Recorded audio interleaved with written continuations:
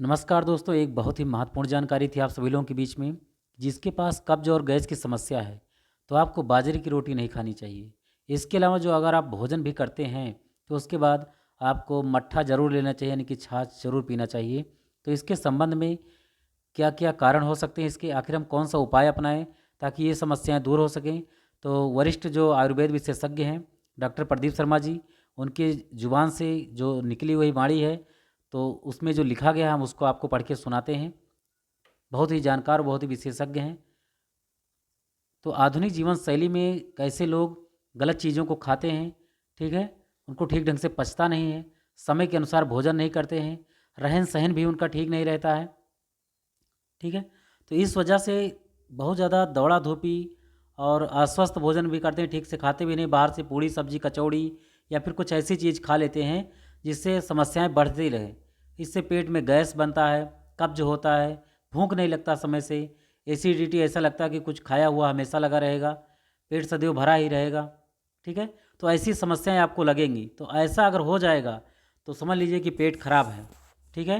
हृदय रोग, विशेष हृदय रोग भी हो जाएगा आपको, diabetes, high blood pressure, liver fatty हो जाएगा और फिर कोलेस्ट्रॉल का बढ़ जाएगा, पेट के अन्य अंग विकृति आ जाएगी, शरीर में दर्द रहेगा, ठीक है। तो इससे आपका पेट जो है ख़राब हो सकता है और फिर आप ठीक ढंग से खा पी नहीं पाएंगे, गैस वजह बहुत बन सकता है, ठीक है। तो गलत खान पेन की वजह से अनियमित दिनचर्या, यानी कभी 7 बजे खा लिया, कभी 9 बजे खा लिया और समय पे पानी वगैरह नहीं पीते हैं, ठीक है। जल्दी जल्दी भोजन करते हैं, कभी कम पहले जल्दी कर लिया, कभी बाद में किया, थोड़ी थोड़ी देर पर खाते रहते हैं कुछ ना कुछ हमेशा, रात भर जागते रहते हैं या देर रात तक सोते हैं, तो भी ये समस्याएं आपके साथ विद्यमान हो सकती हैं। पाचन क्रिया के सही ना होने के बावजूद, अगर आप जानते हैं कि हमारा पाचन क्रिया सही नहीं है, तो आपको बेसन, मैदा, तली हुई चीज़ें, बाहर के समोसे, पकौड़ी, जो भी चीज़ें, पूड़ी है, तो आपको इससे अवॉइड करना चाहिए, बचना चाहिए। मानसिक तनाव हो गया आपको, ईर्ष्या, किसी से द्वेष, चिंता, तो ये सारी चीज़ें क्या करती हैं, आपको परेशान करती हैं, नुकसान करती हैं। इसके अलावा दोस्तों आपको कौन से उपाय अपनाने चाहिए ताकि आपका सारी समस्याएं दूर हो सकें। तो सबसे पहले अगर आप सुबह सो के उठते हैं तो आपको 2 गिलास गुनगुने पानी में नींबू का रस डाल करके पीना है, ठीक है।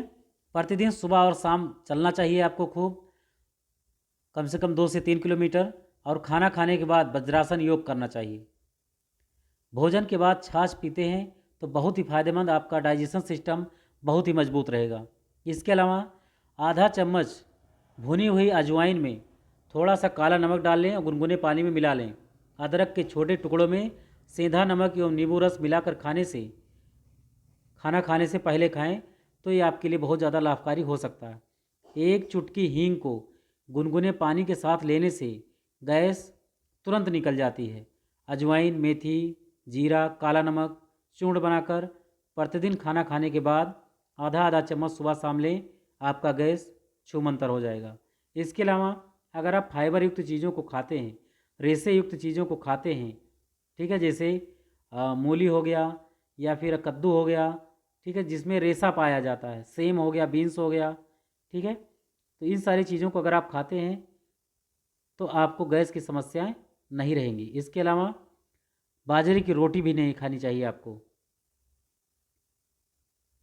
तो इन सब चीज़ों को अगर आप अपनाते हैं अपने खान पीन की दिनचर्या में तो आपको गैस की समस्या नहीं होगी।